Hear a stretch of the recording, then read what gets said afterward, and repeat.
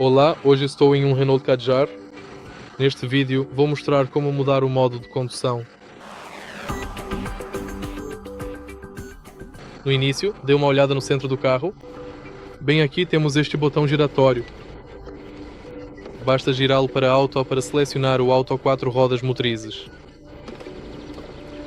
E gire novamente para travar o 4 duplo VD.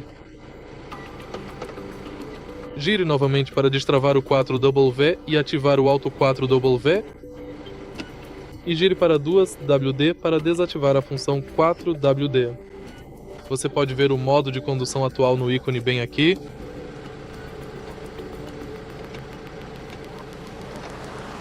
E basicamente é isso. Se você achou este vídeo útil, por favor, deixe seu like, comente e se inscreva no canal.